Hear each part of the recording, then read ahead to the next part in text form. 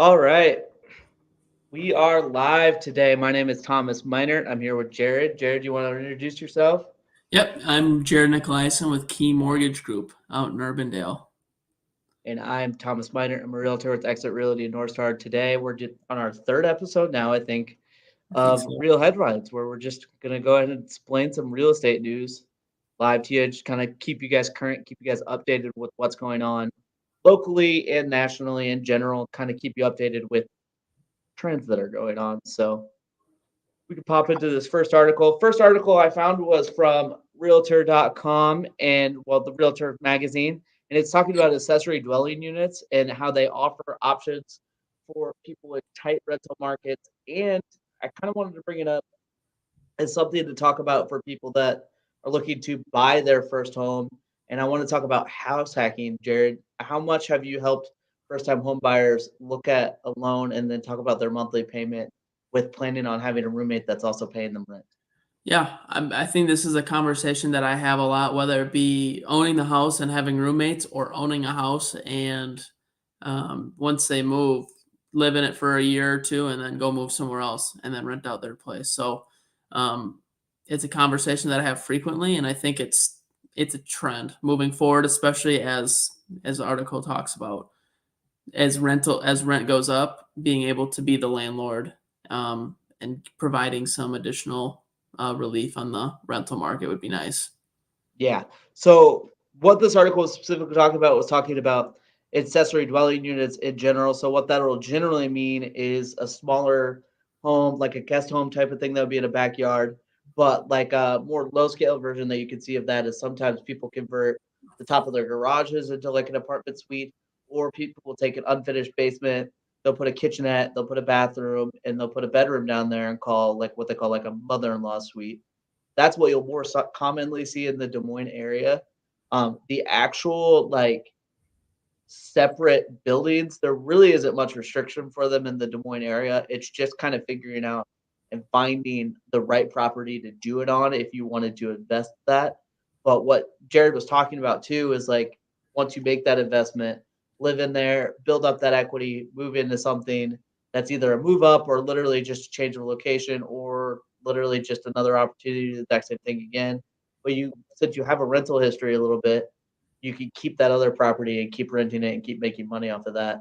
And it depends on how you do it, but it basically becomes a multifamily almost, but it can't quite get classified as that. But yeah. Yeah, Um, the other thing I was going to point out, do you know what the average rent for even just a two-bedroom, one bath apartment is in Des Moines right now in the Des Moines area? if I had to guess, because I do not know, if I had to guess, it's probably for a two bedroom. You're probably looking around 1,100, I would guess.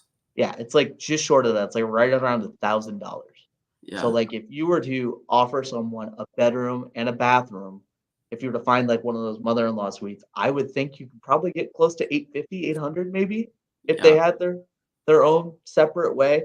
And I mean, it probably wouldn't be able to be like that starter price point home that you're typically looking at. But Jared, like if someone were to find, let's say, home that's priced at like 280, how much would that take off of their monthly payment? I mean, that would be right. I mean, that would take up probably a fourth for sure of the payment right now, yeah. maybe a third. It just depends, obviously, on the property, but um, You're taking a substantial chunk out of your monthly yeah, payment too, and you're getting into a home that's probably gonna be easier to resell, I would guess, yeah, too, or turn into a rental just like we were talking about before too. I mean, it makes it really, really easy to do that stack that a lot of real estate investors talk about. So it's just yeah, something to think about for sure.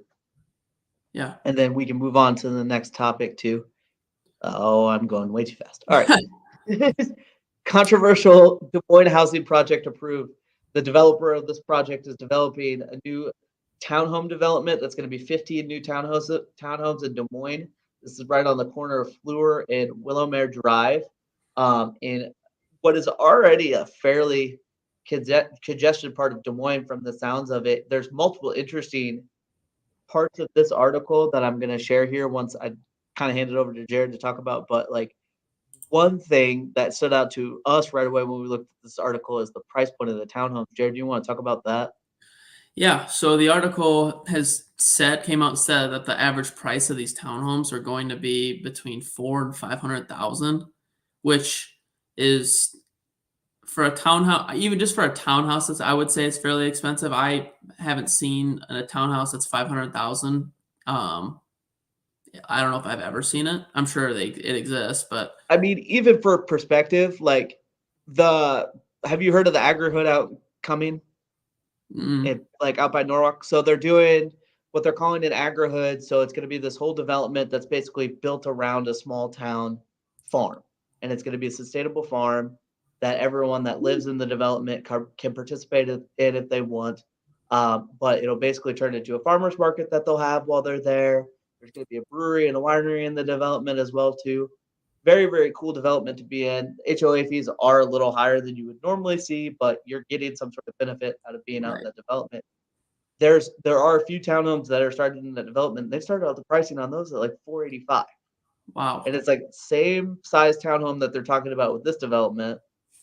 And it just seems like they're kind of talking about two different things because this developer is trying to talk about it in a way of making affordable houses. And I pulled up really quick, I just did a quick search last 6 months of all the townhomes in Des Moines that have the same specs that they're saying for this. So 3 bedrooms, 2 car garage, 2 bathrooms.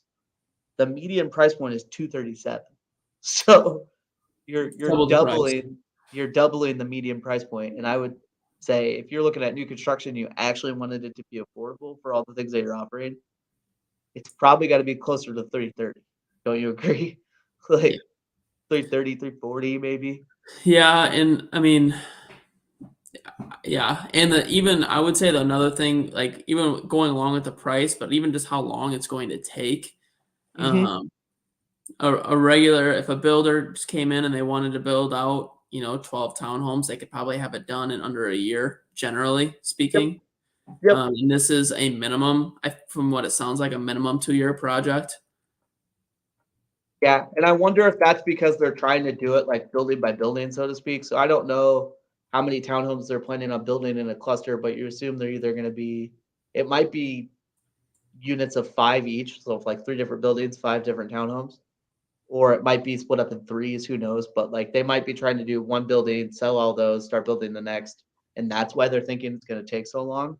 Yeah, But it kind of jumps right in to the next topic about it is that neighbors are trying to petition this. And I don't know how much you get on the end of this, Jared, but like, one, do you think like you have the right as a neighbor of this adjoining property to even petition what can be built right next to you if it was already zoned to do that? probably not. I mean, when the government says they're going to do something, they're not going to let lowly old neighbor getting in the way. Right. So my thought is, if it's going to happen, it's going to happen. The interesting question would be: is it? I wonder, are the townhouses going to be sold as individual townhouses, or because a potentially neat idea is if you could turn it into some community housing, Yeah. or so some investor comes in, buys them, and then you're able to house. I don't know, and I don't, obviously I'm throwing out random numbers because I don't know, but if you could house 5 to 10 um, house poor people in there in Yeah. each unit. I mean, that's for me, that would be affordable housing because the value you get is huge, but I don't know if that's their plan.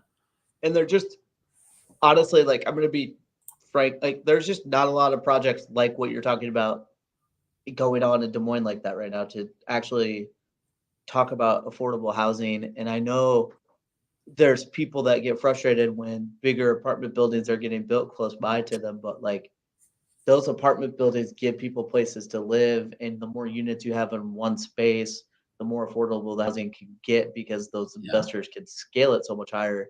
And those are things that really do help affordable housing because it gives people places to live. And then obviously the flip side of it too is you want to encourage people to buy.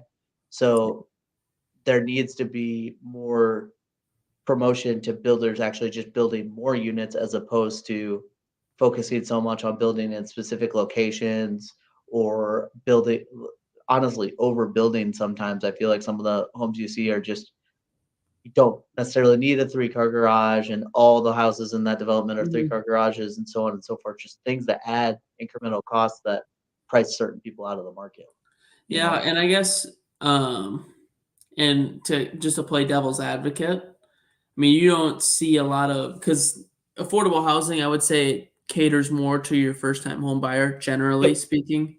But you don't see a lot of new construction cater to that first To time home first-time buyer. buyer.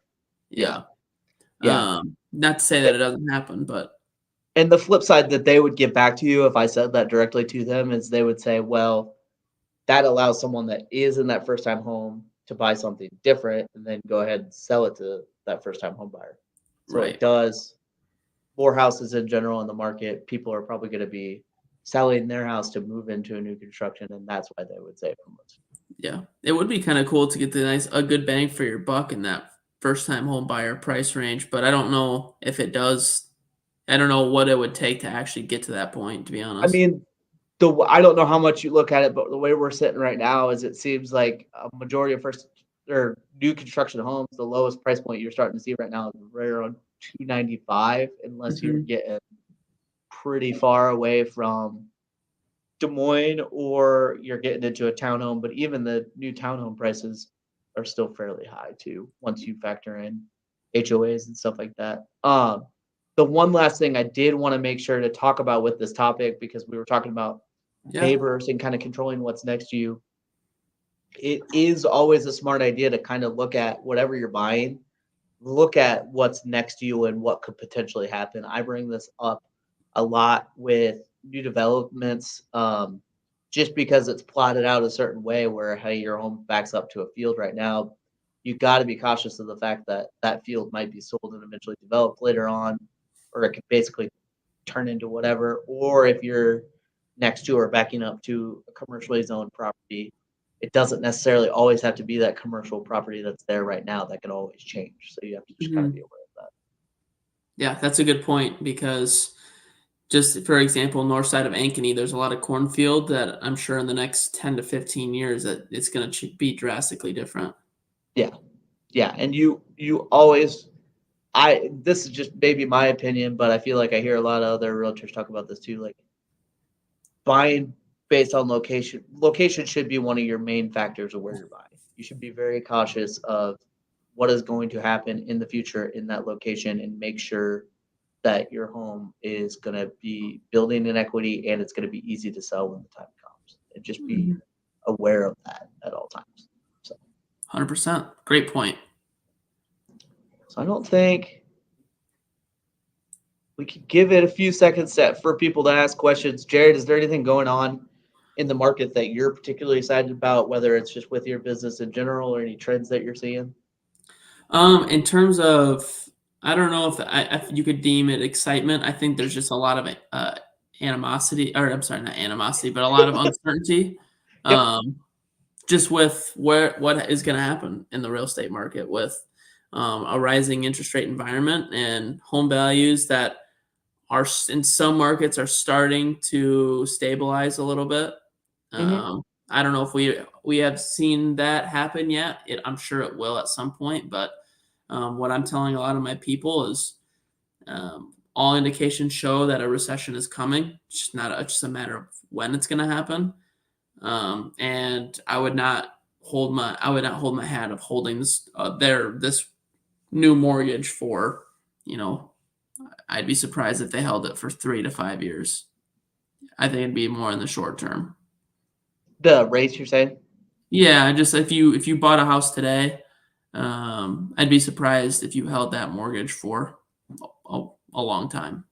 Gotcha, gotcha. Because the rates are just gonna change so much. Yeah, Yeah. it'll be interesting with the rising interest rates, and like you said, prices are kind of flattening out a little bit, but we're still at an inventory shortage. So what will be interesting is we're in the thick of the spring market right now. Is are we gonna get enough of an inventory jump to actually see more of a change than what we're currently seeing? We're currently seeing more of a flattening. Are we gonna see like an actual decrease? What's Right. or are we at like a false flattening and it's going to jump up again? Who really knows? You know, it's just Yep. it's so hard to tell. It's so hard to look into the future. But as always, Jared, I appreciate you jumping on and talking with me about this stuff like this. Um, if you guys have any questions or you're watching this later, please leave comments below. We will answer them the next time that we hop on. We're trying to do this every 2 weeks or so. We're always going to do it on Mondays, but otherwise, thank you guys and thank you everyone for watching. Jared, you want?